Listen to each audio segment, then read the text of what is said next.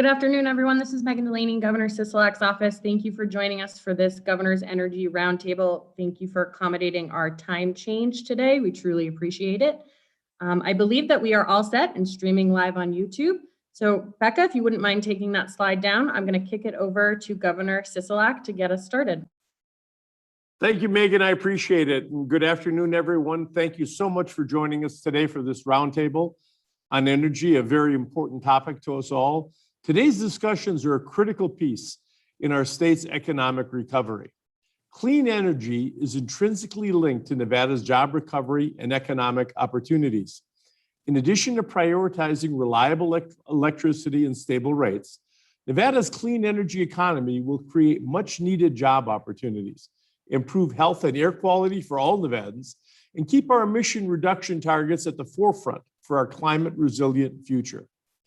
Nevada is already a leader in renewable energy, generating billions of dollars in investment and tens of thousands of well-paying jobs. And there are more jobs coming. Nevada is at the geographical center of the Western United States, and we stand poised to be the keystone for the next chapter of the Western electrical grid, a chapter that is cleaner and more resilient in the face of climate change. Accelerating transmission development alongside renewable energy and storage will boost Nevada's clean energy economy. I know Senator Chris Brooks will be talking about his energy bill, addressing these needs in addition to transportation electrification. With the transportation sector accounting for 36% of all greenhouse gas emissions in Nevada, and the resulting poor air quality disproportionately affecting historically underserved communities, making electric vehicles and charging infrastructure available and affordable to all Nevadans is a priority. In our second panel, we'll dive into clean energy jobs and economic opportunities that our climate-focused future brings. As you'll hear, Nevada has seen growth in clean energy jobs, and there are education programs in our state working hard to develop training and retraining for these emerging jobs, nearly 34,000 of them in 2019. Solar industry and storage jobs are among the top clean energy jobs in Nevada, and jobs in energy storage are the fastest growing. Let's make sure we have prepared workers for these jobs. We'll hear from all sides of job creation and job training as it relates to clean energy. But now I want to turn it over to Director David Bobzian from our Office of Energy to set the stage for our first panel. Thank you very much, Governor. And to introduce this first panel on transmission and markets, we are joined today by Senator Chris Brooks, Mr. Doug Cannon, who is President and CEO of MV Energy, and Ms. Rose McKinney-James of McKinney-James & Associates, a clean energy advocate. So let's get right to it.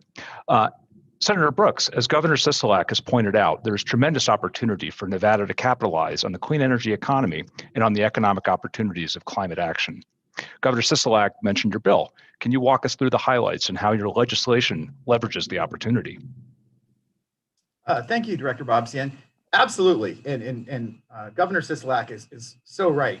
We have so many opportunities ahead of us right now. The reason I ran for office is so that I could fight climate change and I could create economic opportunities for the state of Nevada. And this new energy economy that we have the opportunity to be at the forefront of in the entire United States is one of the best ways to take care of both of those things. And so I, with many other people over many decades in this legislative body, have started to move the ball forward. And this right here would take it to the next level. What the bill that I've proposed does, and that's Senate Bill 448, is that it would, capitalize upon our regional position in the Western United States and all the resources that we have available to us to really make us the hub for this new energy economy. Imagine this, if you will.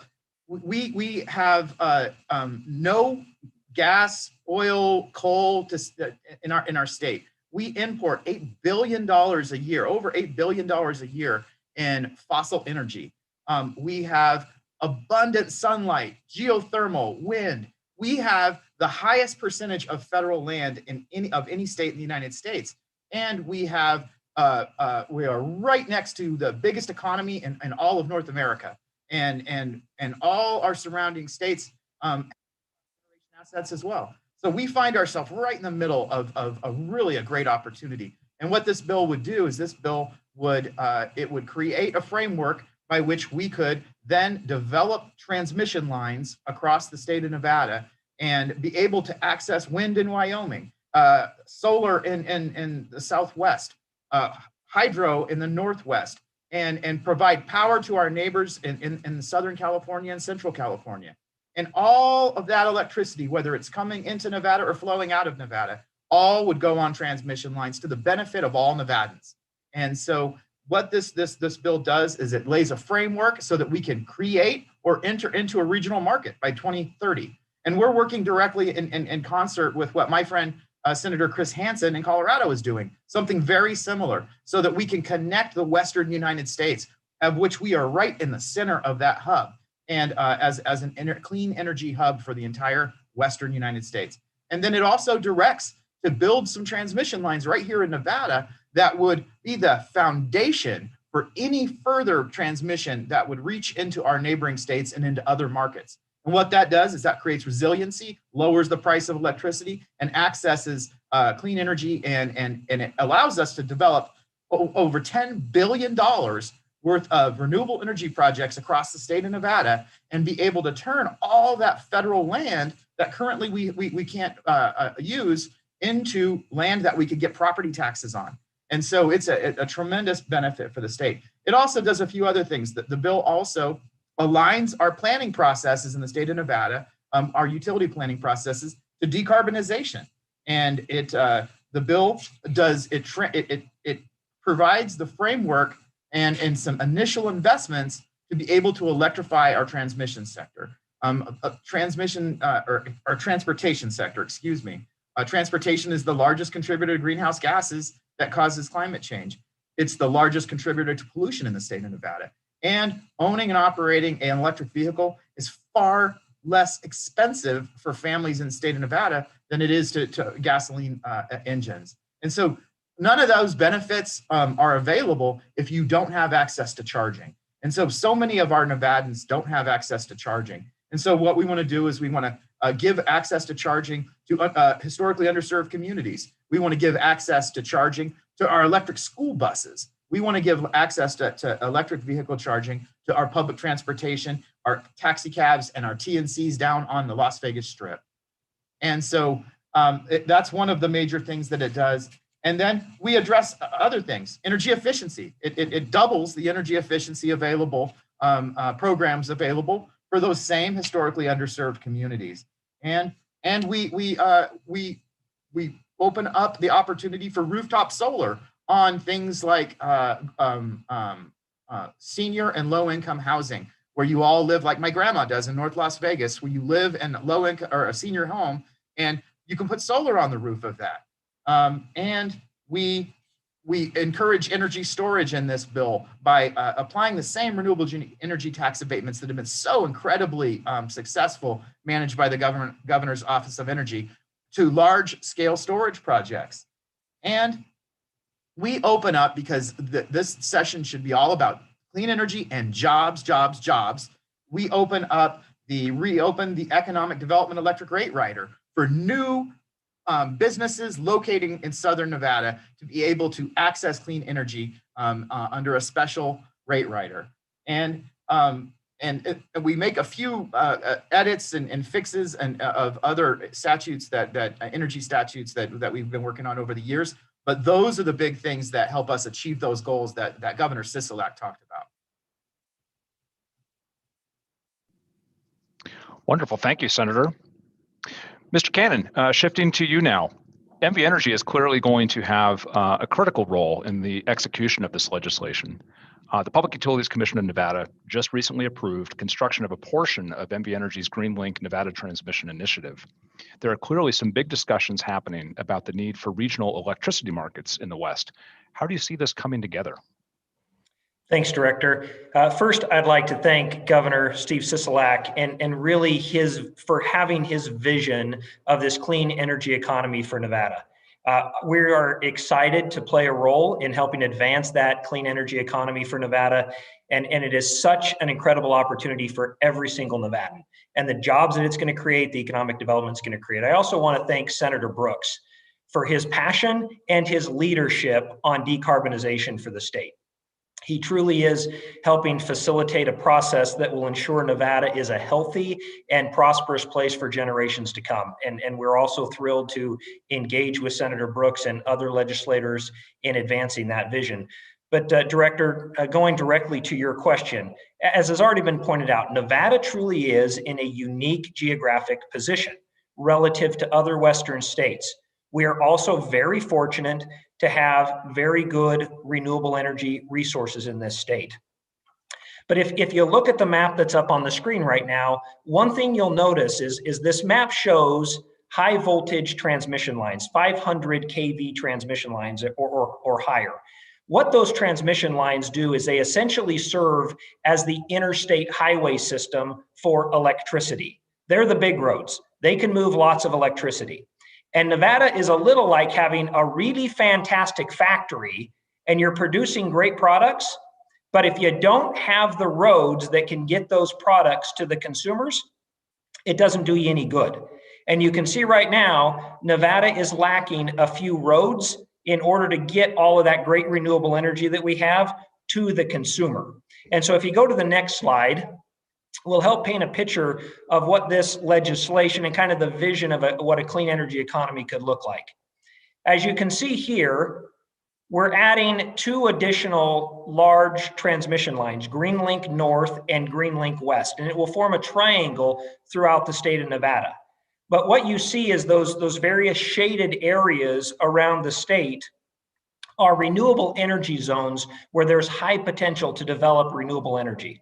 So the development of those transmission lines alone is about a $2.5 billion investment in the state.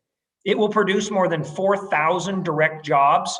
It will produce over $600 million in direct economic benefits.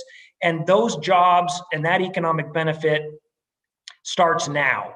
It starts when the planning and the permitting starts to occur. So we will these are well-paid, highly qualified jobs that'll put people to work starting now to help with the economic recovery in our state.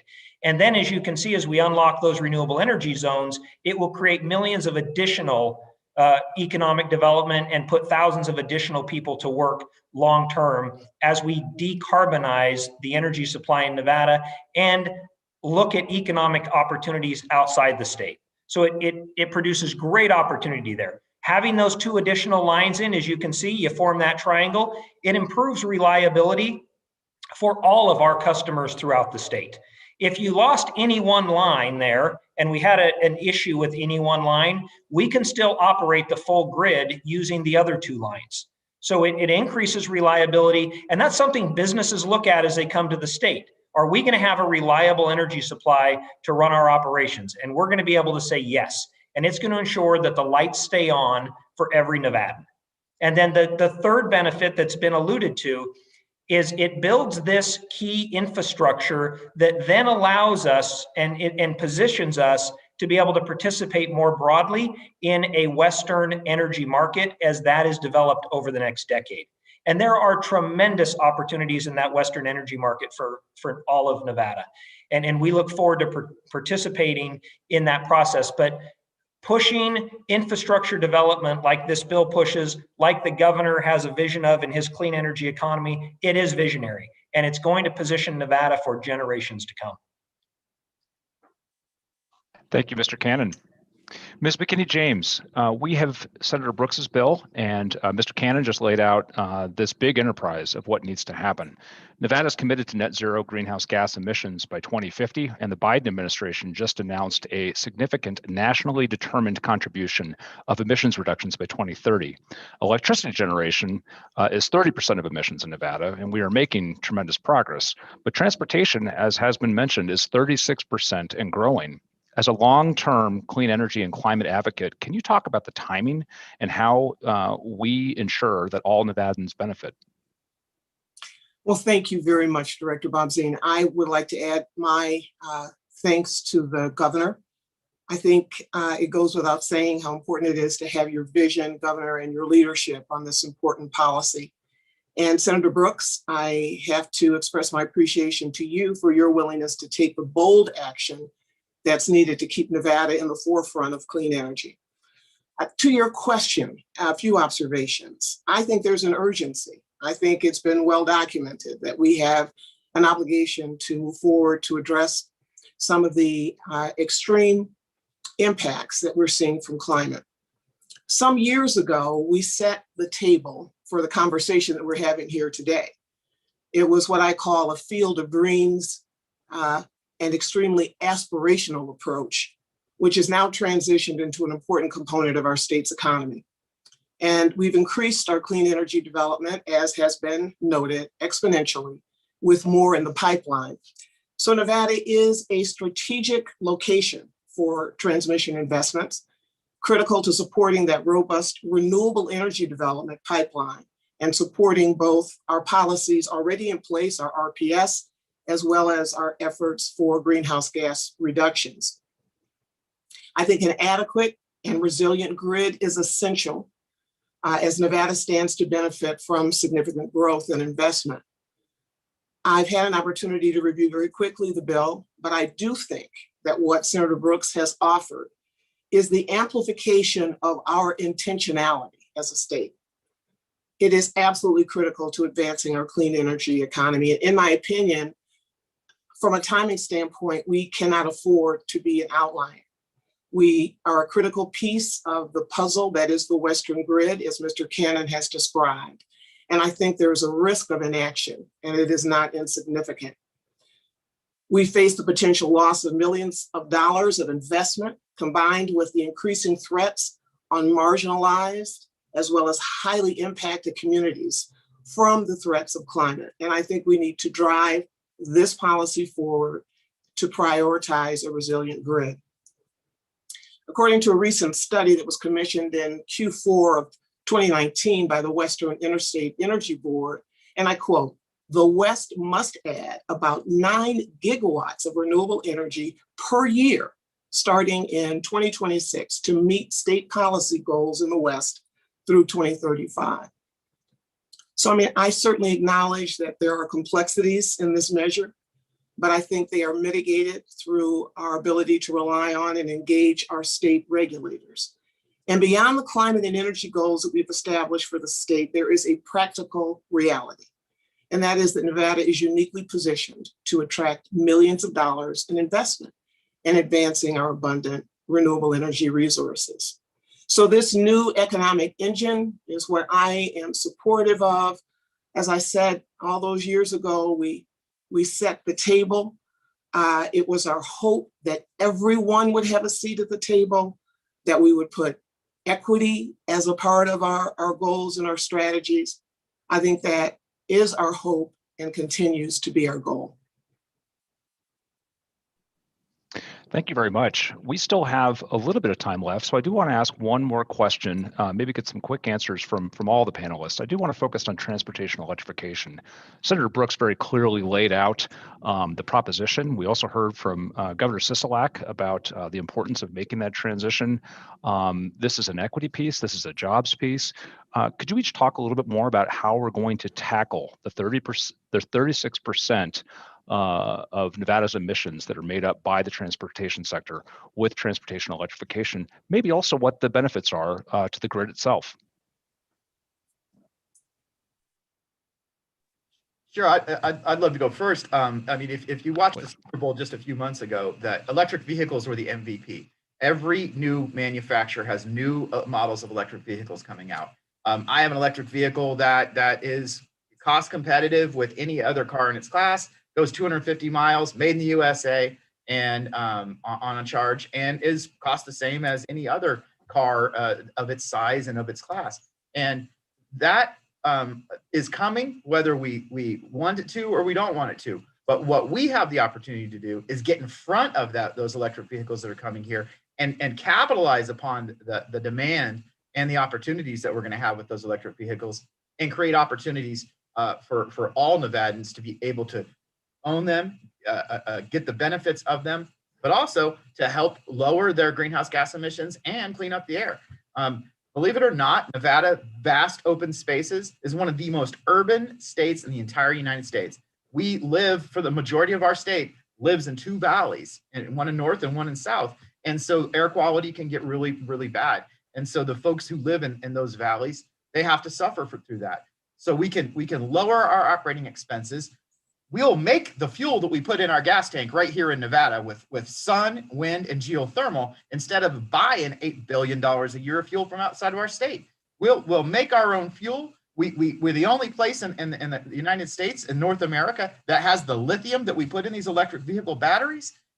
The only car parts we make in this state are electric vehicles. So, I mean, this all just a win-win. And so I think that just getting out in front of that, making an initial investment and charging infrastructure, and then you'll just start seeing it's the snowball effect, all to the benefit of Nevada. Unlike other places, we don't have oil field jobs that we're having to worry about putting folks out of business. We don't have, big old Detroit manufacturing where we have to worry about that transition. It's all upside for Nevada. And so I'm just excited, as you can probably tell, about what we can do and what's available to us. Thank you, Yes, Senator. I would say that few people can match the enthusiasm of Senator Brooks on this issue. But his point is well taken with respect to the need for us, and I know the next panel is going to focus on this more directly. This is an economic development engine for us. This will provide opportunities for all communities in the state. And this is what we've been saying for a number of years. And we finally reached sort of the critical mass where we can move forward. Electrification is the next step in our ability to meet our climate goals. And we need to embrace that, and making sure, as I believe the provisions of this measure will, that every community has a chance to participate. David, I just want to add here that, and I appreciate what Senator Brooks has brought forward here and the support he's getting. To me, this is about not just the electrification and clean energy, which is extremely important. It's jobs, jobs, jobs. These are creating good paying, high quality, long-term, and they're not really jobs, they're careers, which is so important to us as we come out of this pandemic and reinventing ourselves. We need to employ our residents, and I applaud every single one of these jobs, whether the jobs that are going to come from Mr. Cannon and the construction of these lines, whether it's the electric, the whole thing. There are jobs associated with this, and I couldn't be more excited about putting those people to work, because we desperately need that here in the state of Nevada. Thank you, Governor. Thank you for your passion and your leadership and giving us the vision of how we're moving forward. With that, I'd like to thank all of our panelists for joining, and we're going to turn it over to our next panel and the moderator, our climate coordinator, state climate coordinator, Dr. Kristen Avert. Take it away, Kristen. Thank you, Director Bobzian. So under the theme of the new energy economy and a climate-focused future, we have an esteemed panel here to help us explore the economic and jobs opportunities that lie ahead. So today we have Senator Fabian Doñate, Michael Brown, Director of the Governor's Office of Economic Development, Dr. Federico Zaragoza, President of the College of Southern Nevada, and Shannon Skinner, President of the IBEW 396 and a journeyman lineman with NV Energy. So we'd like to start with you today, Senator. So between 2016 and 2019, clean energy jobs in our state grew by over 45%. Then COVID. And it's our historically marginalized communities that have been hit the hardest by both the disease and the economic downturn. And it's also these same Nevadans who are disproportionately impacted by climate change. So what are your thoughts on the benefits of the new energy economy, associated investments in infrastructure to these communities? And are there any perspectives on how we can ensure parity, ensure equity with respect to the growing opportunity for employment in the new energy economy? Senator? Well, thank you so much, Dr. Avert, and good afternoon to all those watching today virtually to discuss this important and urgent piece of legislation.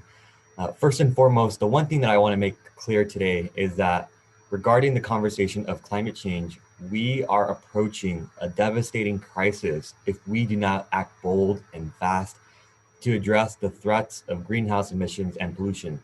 That's something that we have to remain steadfast. And with SB 448, it will provide us the necessary infrastructure that we need to proactively engage in the conversation of environmental justice and sustainability. And, you know, along the lines of our new energy economy, I think it's important for us to remember the nexus between climate change, clean energy, and public health. And we know already that Black and Latino families and communities are disproportionately affected by the harms of pollution.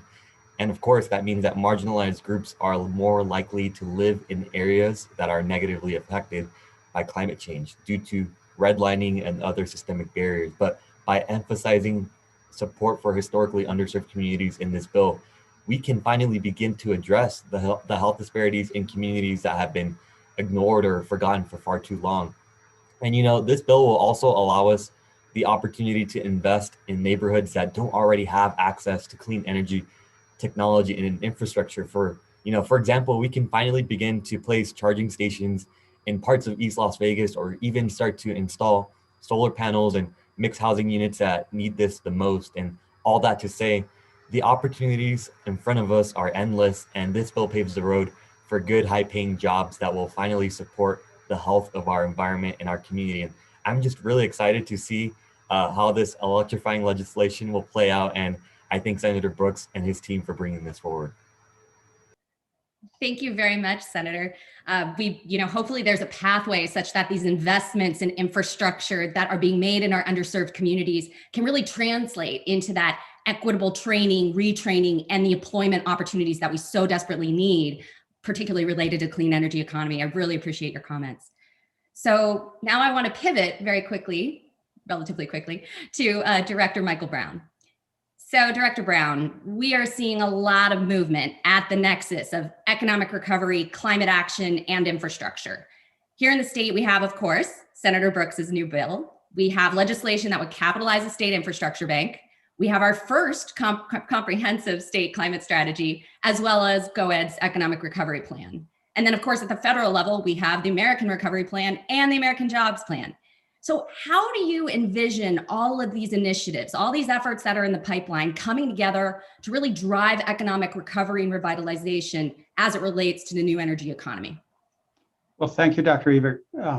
First, the numbers. Our analysts at Applied Analysis estimate that GreenLink Nevada will create $690 million in economic activity and support close to 4,000 family-sustaining jobs with a $400 million payroll. That means jobs, jobs, and jobs.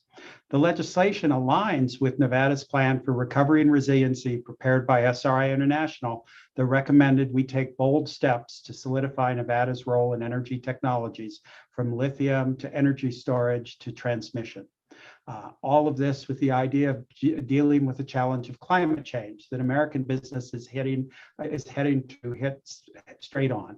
The legislation is a boost for economic development and improves our ongoing effort to recruit inbound capital investment to Nevada.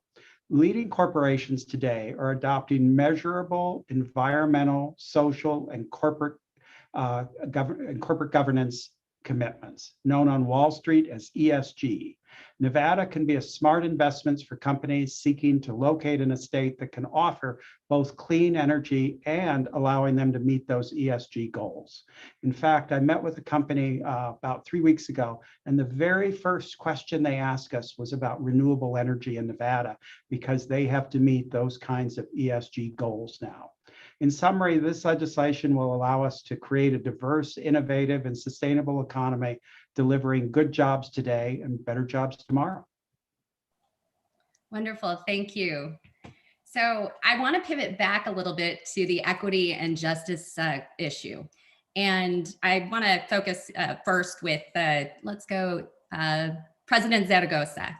So first of all, in the spring of last year, Governor Sisolak said, and I quote, "Nevada's community colleges must be the first responders to recruit and graduate students in areas of need."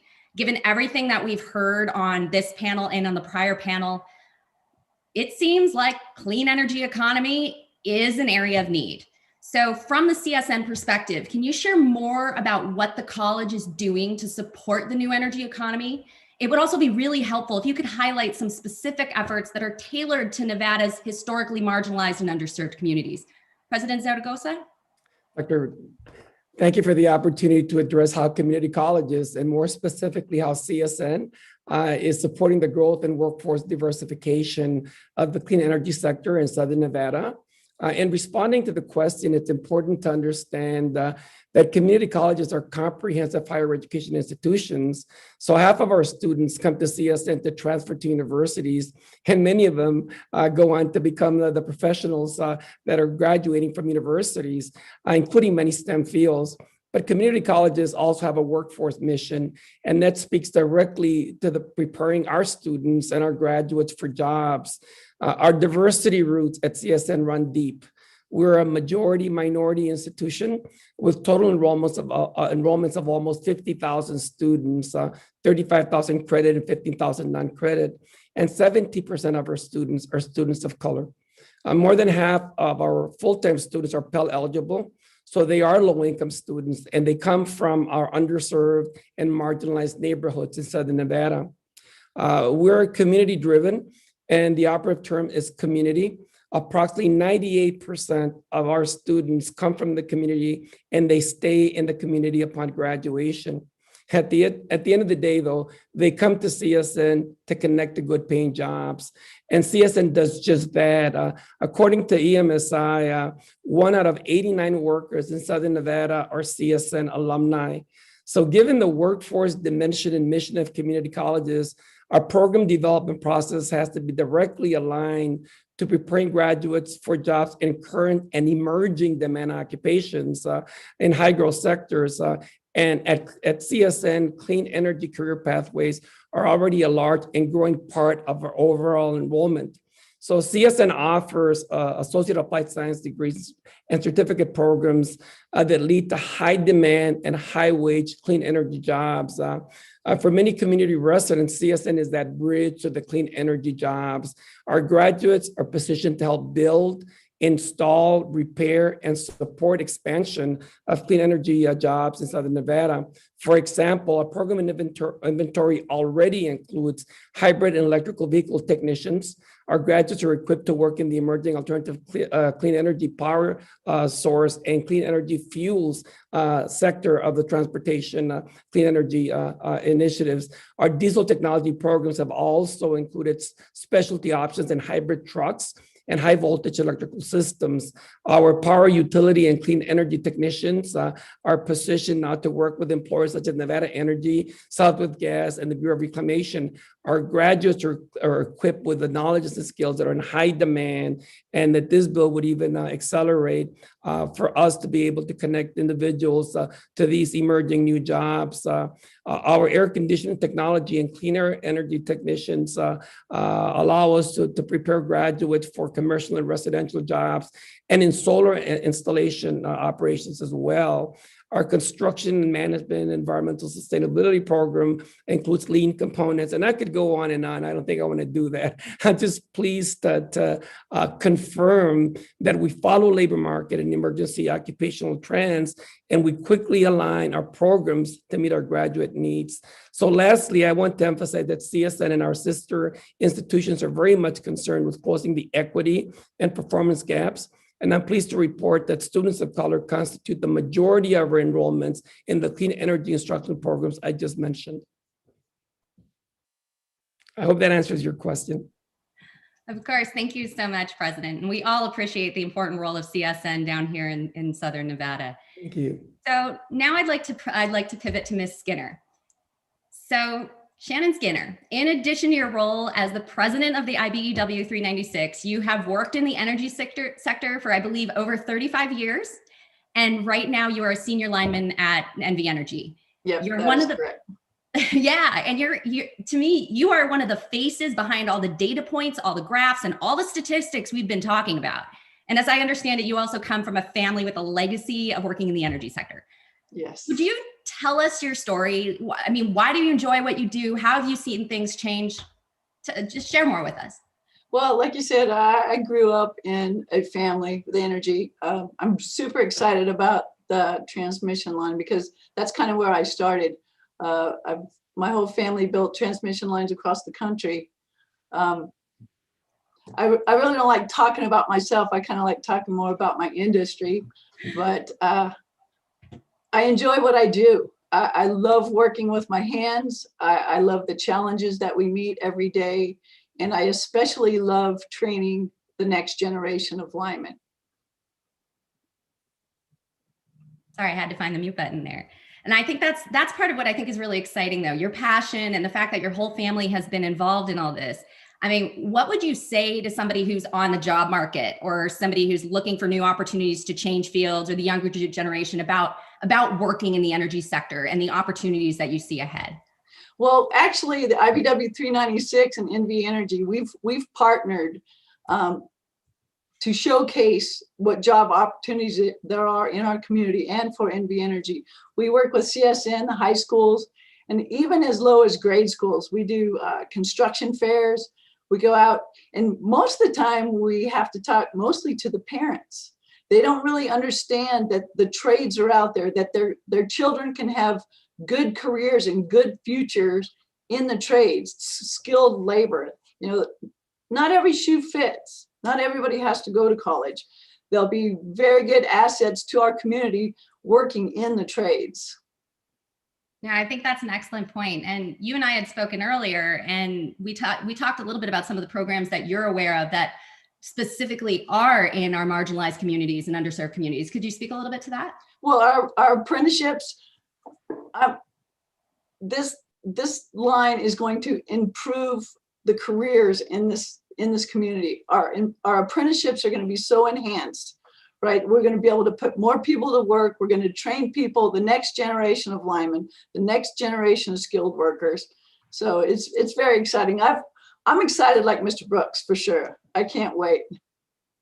I love all the enthusiasm. And so I want to wrap this up by running backwards through the lineup here and ask you each to answer a single question.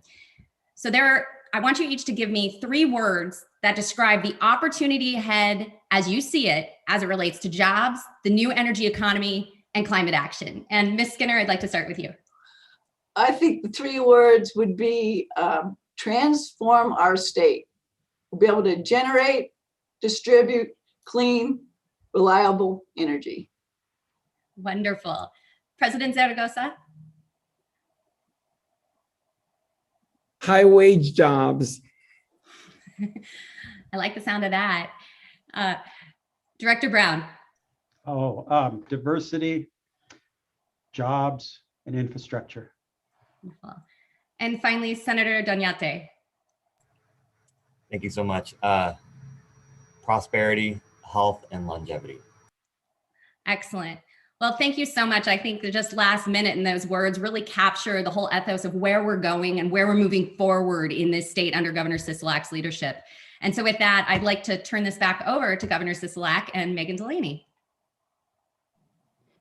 Thank you. And thank you everyone for joining us. Great panels. I learned so much information. So hopefully all our members of the media had a chance to learn some information too. So at this point, we'll go into a quick Q&A with members of the press on the call. As always, you guys have gotten so good and used to this now. If you could raise your hand and I'll call on you that way, and then you can unmute yourself and ask your question to the panelist or to the governor. Sam Metz from AP, we'll go to you first for your first question. Hi, thank you for taking my question. So Senator Brooks, you talked about Senator Chris Hansen pushing his bill in Colorado. He said that the situation in Texas highlighted the fragility of having an isolated grid. Do you think the kind of policies you're pushing could help avoid the kind of energy crisis caused by the frigid weather in Texas? Sam, thanks for that question. Absolutely. And that's one of the things that not only is there the economic opportunities, not only is there the benefits of clean energy and the jobs associated with it. This provides resiliency for the state of Nevada. Texas is a perfect example. Texas was an island unto itself and wasn't in a regional market. Energy, weather, climate, and load and generation are all regional issues. And we can't, as a state, do it on our own.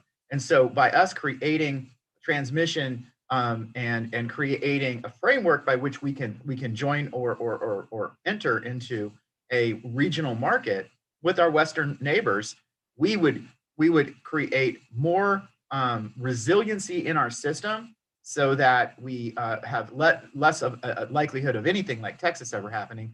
But it also, one of the things about Texas wasn't just that the power went out, it's that and by creating, entering into or forming a Western market, we would be able to access lower cost, carbon-free electricity and increase the resiliency from things like wildfires and extreme weather.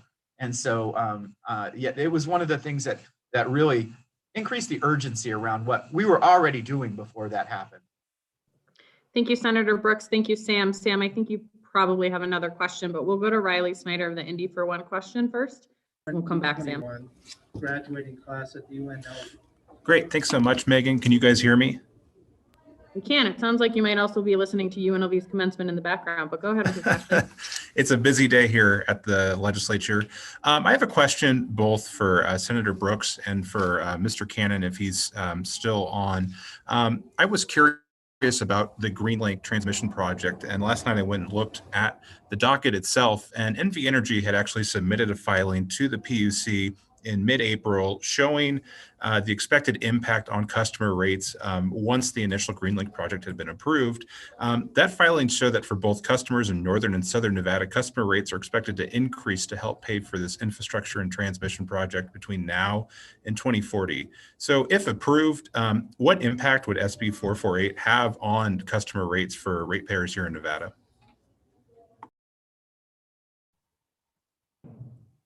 Did you want to go first, Senator, or would you like me to go? Yeah, I'd like to go first. So, you know, while there is an expense related with the construction of the line, that would be spread out over decades, quite frankly, across all ratepayers and paid back on a small part of every megawatt or kilowatt hour sold in the state. The benefits, economic benefits, we believe, will be even greater than what the initial investment in the infrastructure would cost, because of all those things I was talking about. Being able to access energy in other markets in a more fluid and creates far more opportunities for lower costs. And I think maybe Mr. Cannon could even talk about things like the energy imbalance market that we're in, and the benefits that go directly to the ratepayer. So while there's a cost for the infrastructure, I would say that there is no indication that this would raise rates for anyone in the state on what they end up eventually paying on their power bill at all. And so, you know, I'll use some examples as renewable energy, for instance, and this is an argument that was brought up for years about renewable energy. Oh, it's going to raise rates. As renewable energy increased in almost an exponential fashion, rates came down significantly over that same period of time. And now the absolute lowest cost electricity you can get in the marketplace is renewable energy. And so I would say to the skeptics and maybe to those who are concerned with that the data doesn't necessarily support that. Yes, you have to invest in these infrastructure projects, but the benefits, both economic, environmental, and cost of electricity, far outweigh that initial cost. I appreciate the comments and agree with the comments from Senator Brooks. So it is correct that NV Energy was required as a compliance item to make a filing with the Public Utilities Commission. That showed what potential rate effects are, all things being equal today. It doesn't take into account, as the senator pointed out, potential additional benefits from participation, expanded participation in the energy imbalance market. It doesn't take into account the lower energy costs we're going to be able to access by participating in a broader regional market. It doesn't take into account lower cost renewable energy projects that are in our future in Northern Nevada. So there are a lot of variables that are going to go into lower energy costs for Nevada as we develop this infrastructure. You know, if we go back to 2013, there was a conversation about us retiring our coal plants in Southern Nevada. And there was a lot of concern at that point that we would be significantly increasing rates in order to retire those coal plants. Well, let's fast forward to 2021. Those coal plants have all been retired. And as we sit here today, we've added over 2,600 megawatts of new renewable energy, 1,100 megawatts of battery storage. And so we have significantly decarbonized our energy resources, and we're going to do even more. But yet rates today are lower than they were in 2009. And you have not seen a rate increase for any of our customers across the entire state over that period of time. And in fact, we provided our Southern Nevada customers one of the largest rate decreases that's ever been seen by the utility customers just right now in 2021, January 1st, 2021. So as the senator pointed out, there are a lot of opportunities for infrastructure like this to open up new energy development opportunities that are going to lower costs for customers. And NV Energy is committed to delivering this infrastructure in a cost-effective way, in managing costs very carefully, just like we have over the last several years. But we are cognizant of cost to our customers. I hope our track record shows that. And that's for all customers. We want to see families and individuals enjoy their income and not have to put that into a power bill. We want to see businesses investing their dollars in growing and employing people. And so NV Energy is committed to continuing to be a partner in this community and helping drive economic development and jobs and building this infrastructure in a very cost-effective manner and being very cognizant of the effect on rates. Thank you, Mr. Cannon, Senator Brooks, and Riley for the question. Riley, we'll go to your colleague Daniel for the next question, and we'll loop back if we have more time to do some follow-ups. Hi, I had a question for Senator Brooks. You mentioned public land in when you were discussing the legislation, and I was wondering if you can just expand on that. What provision particularly were you talking about? And I'm also curious how comprehensive planning for siting some of this infrastructure plays into all of this. Thank you, Daniel. And when I, as we kind of like complain about or lament in the legislature about the high percentage of public land we have in the state of Nevada, higher than any other state in the country. This is actually an opportunity where it's a benefit. If you're going to build transmission lines across the entire vast expanses of Nevada, doing it across public lands is the most efficient way to do it. And the graph the slide that was up earlier that shows the solar energy zones across, or the renewable energy development zones across the state of Nevada, those are areas of the state that have been identified as being the most appropriate places to put renewable energy, the most abundant resources available, and it's almost completely on public lands. And by being able to access those public lands with transmission, there is a process in place that the state and developers can deal with, the Bureau of Land Management, for instance, and turn those public lands that are hundreds of miles from here possibly into a project that has a property tax benefit to the state and to the county that it's in, and as well as creating jobs. And so, but when I reference the public lands, and I see it as a benefit, and it's also one of the reasons why we have to act quickly, because the investment tax credits that are available for up to $10 billion of renewable energy projects in the state of Nevada, we have to get some transmission in place in the next few years to really be able to make those investments a reality. And so this is a situation where working with the Bureau of Land Management, working with our federal delegation, and working with the communities all across Nevada, we can turn these public lands that generally kind of limit our opportunities as a state into a benefit. Thank you, Senator Brooks, and thanks, Daniel, for the question. I don't see any other hands raised. So I'm going to kick it over to Governor Sisolak to take us home. Sam, do you want to squeeze in a question real quick before the governor closes? Yeah, I'd love to. Thank you. Okay, thanks, Sam. Go ahead. So the Biden administration has goals for energy transition, and on the campaign trail, the president talked about rebates for electric cars. Do you need their buy-in for this since so much is on public land? And how do these policies dovetail with federal goals? Thank you, Sam. And it's a great question because it really leads us to the moment in time we find ourselves in. We find ourselves in a place where the federal or the federal government, our administration right now, are all of our delegation, 100% of our delegation, and the state legislature and local governments in our state are all kind of on the same page, and they all realize the opportunity. And there is nothing that we are doing here that conflicts with any of the agenda coming out of Washington.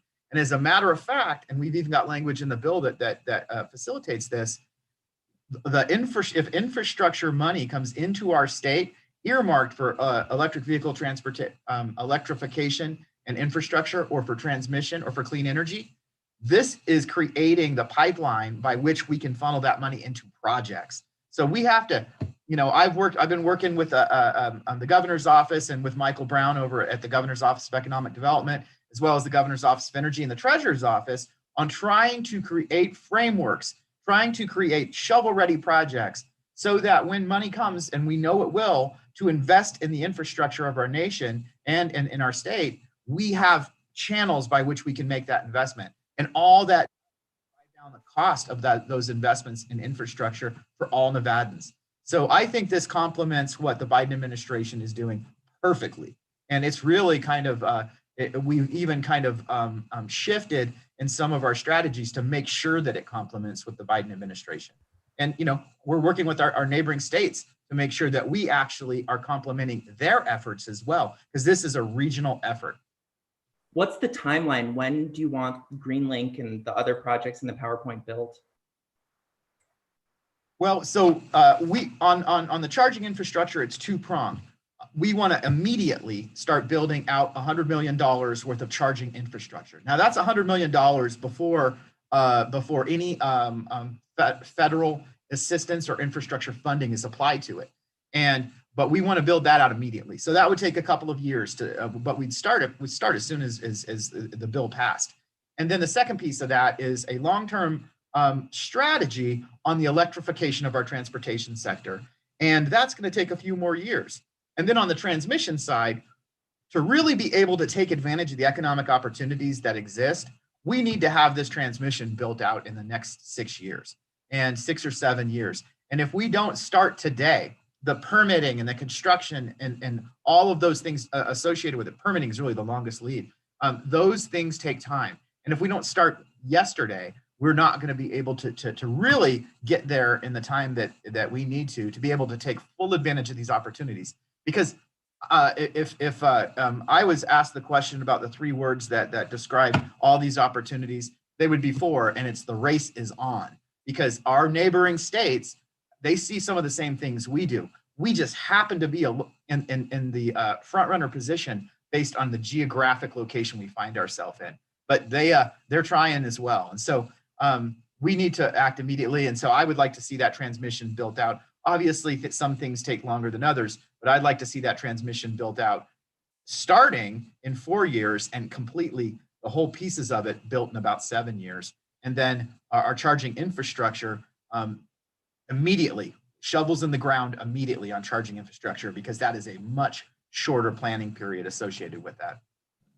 Thank you, Sam. Thank you, Senator. I think we'll be able to take Colton and then Daniel's follow-up question. I do owe my panelists their time at 2:30.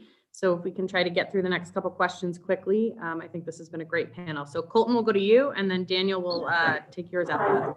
Sure. Riley mentioned this earlier, kind of talking about the GreenLink kind of already going through the regulatory process. How does this bill affect and or implement the major projects like GreenLink or the Transwest Express transmission that would connect Wyoming down to Las Vegas?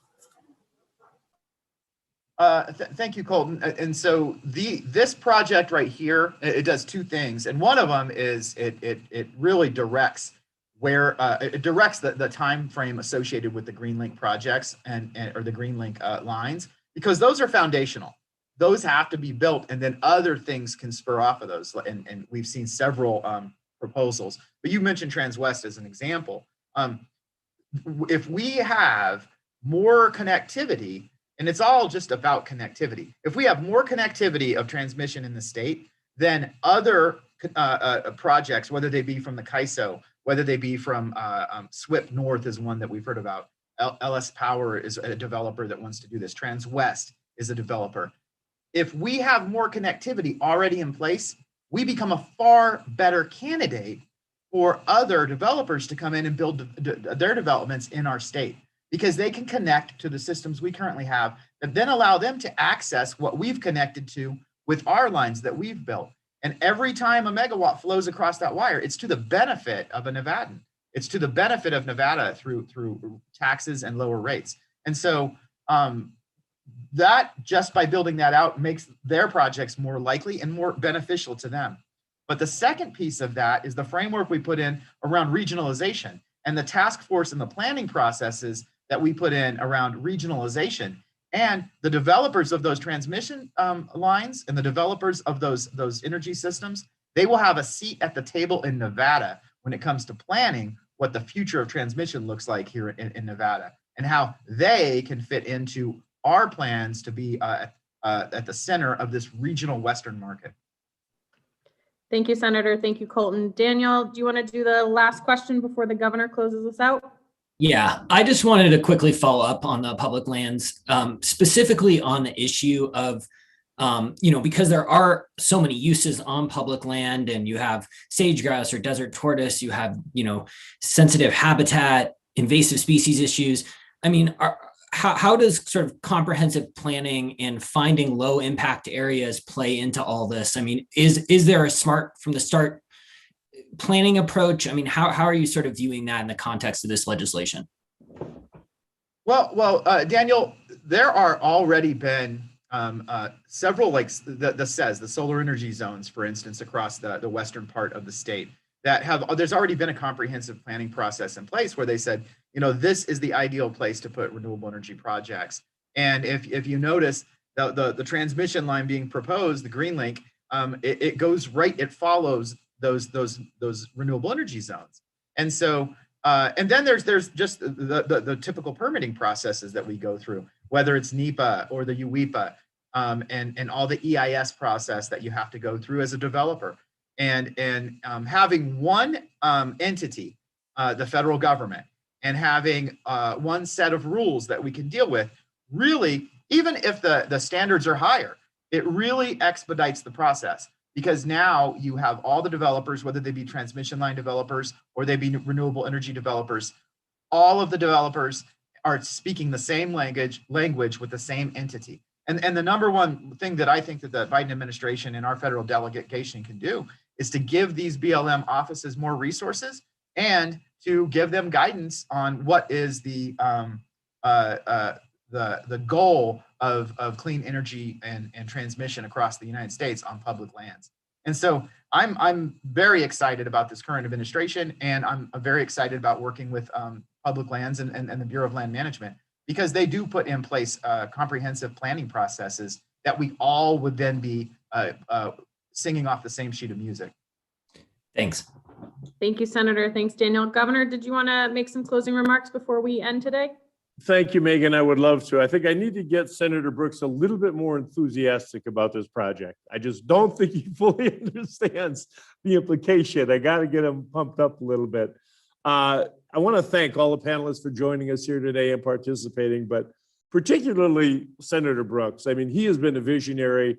I mean, he sees an incredible opportunity, forward thinking that other people have not seen yet. They're going to help us get to our clean goals, our emission goals, and diversify our economy, exporting energy, which is something huge. And as was brought up earlier with Ms. Skinner and with President Zaragoza, these are not just jobs. These are careers that support families. We're not talking about minimum wage here. And that's one thing that I advocated decades ago when I was on the Board of Regents. I mean, you come out of high school, you've got the chance to go to an institution of higher education, a college or university. You can join the military or learn a trade, get in an apprenticeship. And those are all good options, and their different options fit different people. And that's a good thing. And we need to do more along those lines. These are opportunities that we could provide with President Zaragoza's help in training and get the next generation, as Ms. Skinner said, of these linemen and whatnot trained And I'm so proud of the fact that the senator has brought this forward and is looking forward for our community, for our state, in terms of what we can do. And we're not following the pack with other states when it comes to this. We're leading the pack. And when you've got partners like NV Energy and the Community College and Rose McKinney James, these are what we need in order to move forward with this. And I think it's an exciting time. And it takes someone thinking outside of the box and being a little more creative and more of a visionary and showing some enthusiasm. So if we can just get that pumped up into here, I couldn't be more excited. I think this is a great opportunity and looking forward to the next step. So thank you all for joining us today. It's been a real pleasure. Have a great day, everyone. Thank you so much.